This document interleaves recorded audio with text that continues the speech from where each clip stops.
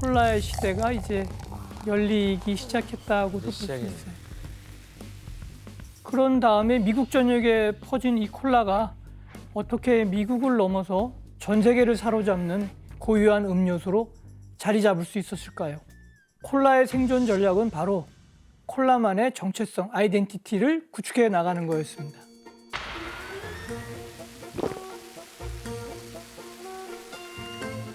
일단 미국 전역으로 진출한 콜라의 인기가 점차 높아지자 한 가지 걸림돌이 발생했어요. 뭐죠? 은비 씨, 네. 인기가 많을수록 시기, 질투, 그리고 뭐가 많이 생길까요? 경쟁 업체들이 많이 생깁니다. 그렇겠죠? 네. 바로 따라하는 현상. 그러니까 지금 말한 것처럼 달달하면서 탄산에 톡 쏘는 콜라 구이의 맛이 인기를 끌면서 콜라를 따르는 유사 제품 내지는 모조품들이 판을 치게 됩니다. 당시 콜라병은 만드는 지역과 공장에 따라 가지고 병 모양이 통일이 돼 있지 않았어요. 그래서 모조품이 얼마든지 가능했다 그래요. 그러다 보니까 이제 모조품들이 병 모양에서 라벨, 심지어 광고까지 따라야 했던 거예요. 일단 저 왼쪽에 있는 게 버밍햄에서 나온 콜라병이고요. 오른쪽은 코카놀라라는 병이에요. 코카 놀라요? 네. 와, 그래놀라도 아니고.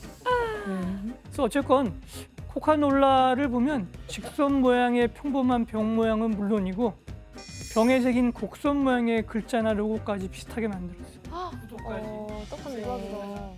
그리고 이제 맨 앞에 오는 스펠링 K를 C와 최대한 비슷한 모양으로 디자인을 했다고 볼 수 있죠. 오, 이건 진짜 비싸다. 샐러리 콜라 먹고 싶지 않은데요. 샐러리 콜라. 근데 자세히 보면 마름모꼴 모양의 테두리에 글자가 있고 가운데 있는 제품명이 콜라구이에 빨간색으로 그려져 있는 게 거의 똑같아 보이죠. 옛날에 저렇게 했구나. 은비 씨, 네. 이렇게 라벨까지 콜라랑 비슷하게 만드는 경우가 많이 있었어요? 이건 약수합니다. 당시 콜라를 따라한 라벨은 한둘이 아니었는데 사진으로 보시면 왼쪽부터 킹콜라, 프린스콜라, 그리고 코크올라까지 콜라와 비슷한 라벨 모양을 병에 붙인 유사 제품들은 정말 많았고요. 라벨만 보면 콜라를 한 번에 구별하기는 조금 힘들었다고 하네요. 교수님 콜라를 사려면 이거 뭐 사실 뭐 이게 진짜 자세히 봐야 알 수 있는 수준까지 돼버렸네요. 예, 어찌 보면 그렇죠. 그러다 보니까 콜라에서는 당연히 자신들의 정체성을 제대로 구축하기 위해서 일종의 프로젝트를 시작했다고 봐야 돼요. 제대로 만든. 이게 뭐였을까요? 콜라병 디자인 뽑기 대회? 예, 병의 디자인을 통일하겠다는 그런 아이디어죠. 그래서 500달러의 어떤 상금을 걸고 디자인을 공모한 걸로 돼 있어요. 기본적인 조건은 어두컴컴한 곳에서 만져도 내지는 깨진 병 조각들만 보고도 코카콜라 병인지 알아낼 수 있어야 된다라는 어떤 조건을 걸었죠. 그래서 그 결과 1916년이 되면은 한 유리병 제조업체에서 디자인한 콜라병 모양이 채택이 되죠.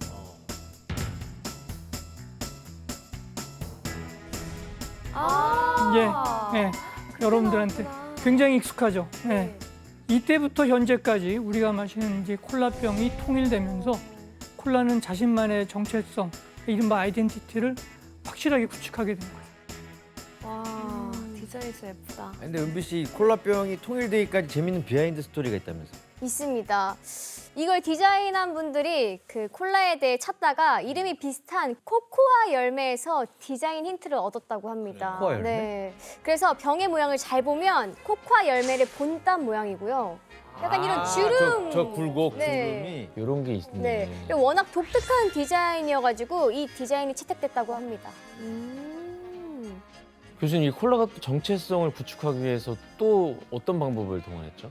자, 콜라사가 자신들만의 고유한 정체성을 유지하기 위해 택한 또 하나의 방법은 바로 신비주의 전략이라고 볼 수 있습니다. 신비주의? 코카콜라 만드는 제조법이 비밀이라는 얘기는 들어봤나요? 아, 그쵸. 예. Coke knows the marketing power of the Mystique. Officially, there is only one written copy of the secret formula, and it's locked in a vault of an Atlanta bank. 전 세계에 몇 명 레시피. 모른다는 그 레시피. 네. 맞아요. 제조법을 아는 사람이 뭐 전 세계 2명이라는 둥. 그래서 두 사람은 같은 비행기도 안 탄다는 맞아, 둥. 그런 예, 얘기도 있었어요. 이런 얘기가 굉장히 무성한데 이게 사실일까요? 그냥 괴담처럼 이게 약간 신화처럼 만들어낸 거 아니에요? 어찌 보면 아주 틀린 말은 아닐 거예요.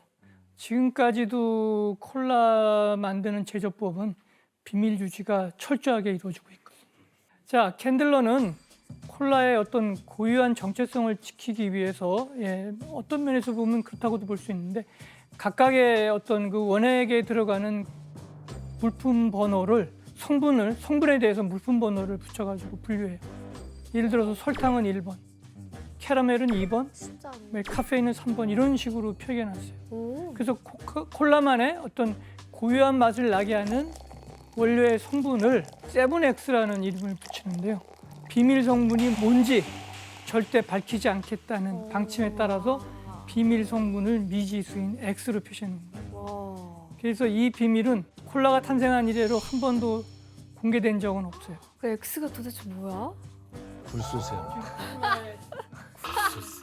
그렇다면 정체성을 구축한 이 나름의 아이덴티티를 만든 콜라는 어떻게 전 세계를 사로잡는 음료로 떠올랐을까요?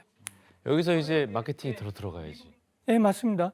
바로 미국인들의 일상을 파고드는 마케팅 전략이 뒤따르는 거예요.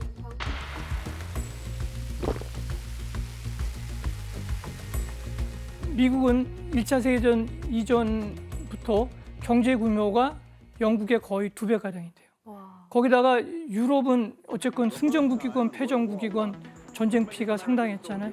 미국은 사실은 전쟁 피해가 거의 없다고 볼 수 있죠. 그런데다가 또 하나는 미국이 어떤 채권 국가로 등장해요. 그러니까 독일은 말할 것도 없고 승전 국가인 프랑스나 영국 같은 경우는 미국에 대해서 엄청난 빚을 지게 되는 거고. 그러니까 이런 것들이 이제 미국의 위치가 굉장히 올라서는 사실은 이제 넘버원 자리로 올라서는 그런 것들이 나오고요. 또 하나는 경제적으로 대중 소비 사회로 미국이 세계 최초로 진입하기 시작해요. 대량 생산이 가능하게 된 건 우리가 여러분들 포드차 얘기 들어봤을 텐데 포디즘이라고 부르는 포드차의 일관된 조립 라인 도입으로 대량 생산이 가능해져요. 그러다 보니 미국의 경제 구조에 대대적인 변화가 일고 이런 것들 속에서 미국인들의 소비 욕구가 점차 더 높아졌다고 볼 수 있죠. 그들은 소비지향적이고 저축보다는 소비에 관심이 있고 여가에도 관심이 많고 뭐 쾌락에 좀 더 관심이 많았다고 봐요. 파티. 야, 파티. 그리고 이때 콜라는 소비 욕구로 충만한 미국인들의 지갑을 열 방법을 찾아냈죠. 그러니까 이때서부터 광고업자, 심리학자, 홍보 전문가, 시장조사 연구원 등을 고용해서 와우. 철저한 분석을 통해서 필요에 따라 광고를 시행했다고 볼 수 있죠. 자, 이렇게 해서 탄생한 광고들이 어떤 게 있는지 한번 화면으로 확인해 볼까요? 아, 북극 건물 데려오기 시작하나요? 아하. 키를 타고 있네. 놀고 난 후 갈증에 대한 해답. 일할 때나 놀 때나 갈증을 해소하세요. 갈증이 날 때 이것만한 게 없죠. 자, 여기 세 개의 광고의 공통적인 메시지가 올 것 같습니다. 갈증 갈증. 해소. 갈증의 네, 또 다 운동? 맞는 얘기죠. 스포츠로 여가 활동을 즐긴 후에 콜라로 갈증을 채우라는 이야기죠. 그러니까 풍요로운 소비 속에서 여가 생활도 즐기는 미국인들의 일상생활에 파고들었다고 볼 수 있죠. 집에서 환영받는 패키지. 야, 저거 지금도 이렇게. 걸그룹도 물 마실 때 저렇게 하잖아요. 맞아요. 진짜로요? 네. 네. 와, 거의 뭐 연료통인데. 근데 예쁘다 패키지가. 이 6개들이 패키지는 1923년 코카콜라사가 세계 최초로 개발한 와, 마케팅이라고 볼 수 있죠. 대박. 당시 미국에서 냉장고가 한 20년대 후반서부터 보편화되기 시작해요. 그러니까 냉장고가 보급되면서 사실은 냉장고 안에 한 병이 아니라 여러 병도 이제 넣을 수가 있죠. 그러다 보니까 한꺼번에 많은 양의 음료를 구매하려는 사람들이 점차 늘어. 그러니까 집집마다 냉장고가 보급됐기 때문에 가능한 거였네요. 예, 그러니까 미국인들의 어떤 달라지는 일상생활을 놓치지 않고 파고들었다 이렇게 볼 수 있겠죠. 그러니까 지금 말한 것처럼 일상으로 파고 들어간 콜라는 이런 식으로 사람들의 인식에도 변화를 가져다 주는데 한번 사진을 보면서 얘기를 해볼까요? 네. 마케팅을 너무 잘하네 근데 일단. 산타 할아버지? 어떤 건지 알겠죠? 예, 약간 올 여름에만 마셨는데 겨울에도 마실 수 있게. 그렇죠. 그러니까 이제 미국인들이 가장 중요하게 생각하는 게 크리스마스잖아요. 어떻게 보면. 맞아요. 그러니까 사실은 크리스마스 시즌에 가족들이 모여서 어쨌건 음식을 나누고 어쨌건 뭔가를 마실 때 요럴 때 이제 콜라가 빠질 수 없는 음료라는 인식을 심어줬던 거죠. 원래 겨울에는 매출이 안 나왔었잖아요. 좀 덜했죠. 그런데 광고 중에 하나가 Thirsty knows no season이라는, 그러니까 직역을 하면 목마름은 계절을 모른다. 와. 그래서 크리스마스까지 포함해서 겨울에도 마실 수 있는 사계절용 음료로서 콜라를 소비할 수 있도록 유도했다고 볼 수 있는 거죠. 그렇게 됐네. 그 결과 콜라가 엄청난 판매량을 기록하게 됩니다. 그래프를 한번 볼까요? 네. 1920년 이후 계속 성장세였던 콜라 원액 매출은 1936년이 되면 미국인 10명 중 1명이 매일 콜라를 마신다는 통계를 갖게 되는 거죠. 와, 대박이다. 에이터님 그럼 이때 콜라 국민 음료가 될 수 있었던 비결이 또 있을까요? 아까부터 권은비님이 계속 찾았던 건데요. 뭐죠? 이게 바로 자판기입니다. 아, 자판기. 나오는구나. 네, 자판기. 이 자판기에 보시면은 5센트짜리 동전을 넣으면 이제 콜라 병이 나오는데요. 근데? 네, 이게 1930년대에 나왔고 수집가들도 많아요. 와. 병 자판기 디자인이 너무 예쁘다 보니까 이 자판기가 나오게 된 계기는 그 공장의 노동자들 있잖아요. 일하다가 중간중간 시원한 탄산음료가 당길 때 먹고 거기서 이제 일의 능률을 더 올릴 수 있는 거죠. 뭔가. It's a relaxing experience. 그런 식으로 코카콜라의 판매와 사랑을 받는 데 자판기가 큰 역할을 했다고 하더라고요. 그럼 이 자판기 크기는 어느 정도인가요? 각각 달랐었는데 저도 그 코카콜라 박물관에 이 자판기들만 모아놓은 방이 있더라고요. 크기에 따라서 굉장히 달랐습니다. 네. 아, 너무 신기하다. 자, 그렇다면 미국인들의 일상을 파고들었던 콜라는 미국을 넘어 세계까지 어떻게 중독시킬 수 있었을까요? 그 비결은 바로 2차 세계대전이었죠. 전쟁을 통해? 2차 세계대전 때요?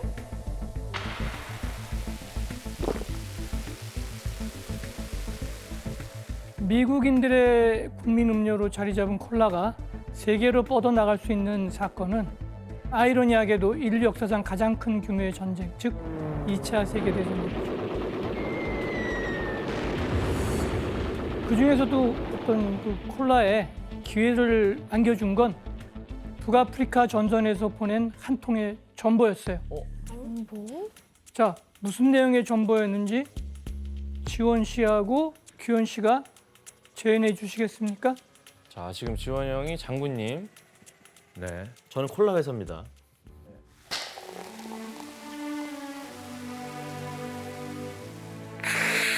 여기는 전쟁터, 여기는 전쟁터. 지금 전장으로 콜라를 좀 보내주라. 가능하다, 오바. 제복을 입은 모든 병사들은 5센트의 콜라 한 병씩을 제공하겠다. 오바. 일단 너부터 죽이겠다. 나 사무실. 아, 전쟁인데 이러고 보낸다고요? 사무실. 그럼 300만 병씩 한 달에 2번 600만 병을 보내달라.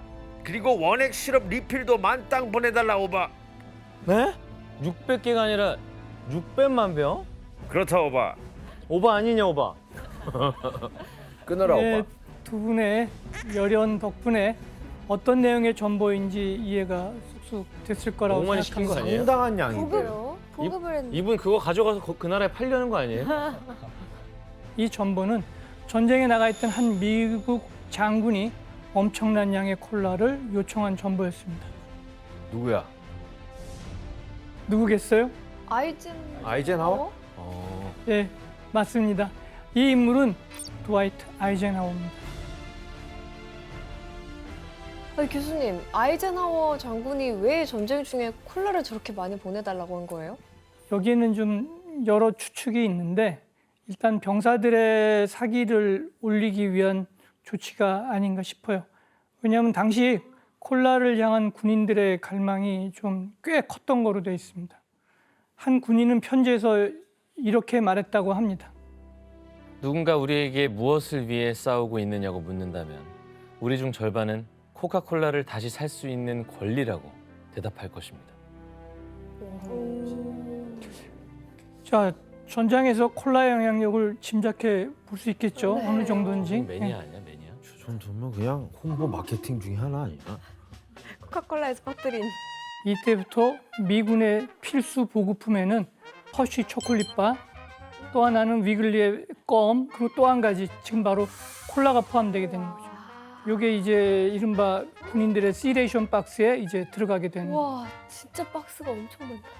그러니까 콜라는 미국인들이 가는 곳이면 심지어 군대에도 똑같은 5센트의 값싼 가격으로 납품하면서 미군에 적극 협조를 했죠. 먼저 이 그림이 어떤 걸 의미하는 것 같습니까? 근데 좀 네. 무서운데요. 엄마가 아이들 콜라 주는 것 같아요. 자, 이거는 뭐 지구 뒤편에서 전 세계에 콜라를 공급해주는 콜라의 모습을 묘사하고 있다고 봐야죠. 자, 또 하나, 미국적 생활 방식은 무엇을 뜻한다고 볼 수 있을까요? 대량 소비? 예, 틀린 얘기는 아니고요. 일단 2차 세계대전이 끝난 다음에 전 세계는 특히 청년층을 중심으로 젊음과 반항의 상징인 청바지를 즐겨 입거나 내지는 로큰롤이나 톡 쏘는 시원한 콜라가 있는 미국에서 유행하는 소비 문화를 동경하기 시작해요. 예. 특히 콜라는 전 세계 진출에 누구나 쉽게 마실 수 있는 가장 손쉬운 내지는 미국적 생활 방식을 따라하기 쉬운 상품 중에 하나라고 볼 수 있죠. 이러한 기조를 두려워하는 용어도 생겨났습니다. 각국에서는 콜라가 자신들의 고유한 문화를 잠식시킨다는 의미로 코카콜라 식민화라는 말을 퍼뜨려 나가기 시작했습니다.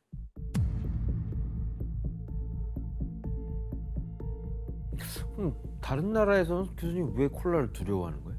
일단 서유럽 국가들의 경우는 적어도 문화적으로는 자신들의 국가가 우위에 있다고 생각을 해왔거든요. 그러니까 콜라로 대변되는 미국 문화에 약간 잠식될까 봐 두려워했던 거죠. 거기다가 이제 경제적 이해관계가 상충되는 현지의 음료 업계에서는 당연히 지금 말한 것처럼 콜라가 진출하는 걸 당연히 막으려고 애를 쓸 수밖에 없죠. 이때 가장 격렬하게 맞선 곳이 프랑스였어요. 미식의 나라 프랑스. 또 와인 팔려고 하는 거네 또. 와인 마시고.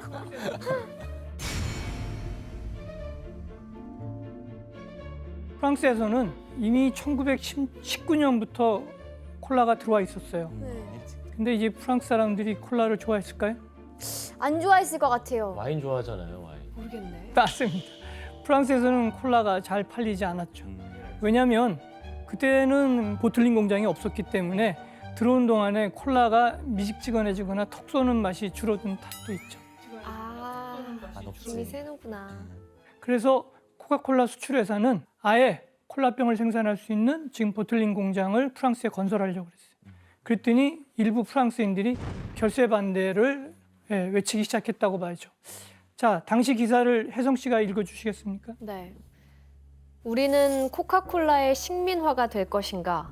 우리는 충분한 양의 탄산음료와 과일 주스를 생산한다.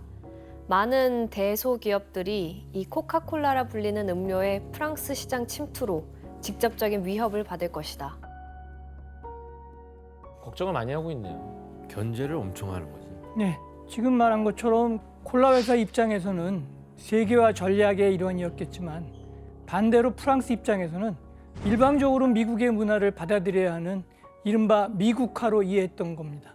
그래서 천박한 물질 문화인 미국 문화 대 오랜 전통을 자랑하는 프랑스 문화라는 대립 구조를 만들어갑니다. 그래서 프랑스 국회는 코카콜라가 유해한 것으로 밝혀질 경우에 정부에서 코카콜라를 금지할 수 있는 권한을 주기로 의결을 해요. 대박. 그러니까 이 소식이 미국에 굉장히 널리 알려지고 미국 의회에서도 화두로 올라요. 그러니까 많은 사람들이 코카콜라를 너희들이 받아들이지 않으면 우리도 프랑스 와인을 수입하지 말자라는 얘기까지 나와요.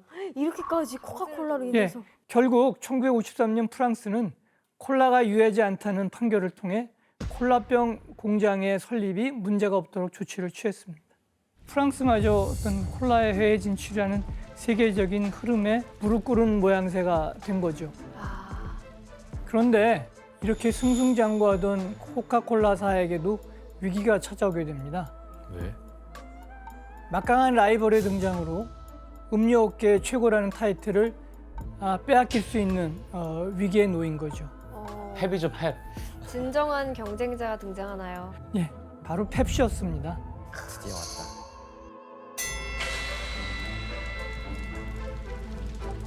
1893년 노스캐롤라이주의 뉴번에서 칼렙 브래드햄이라는 약재사에 만들어진 브래드의 음료수라는 음료였습니다.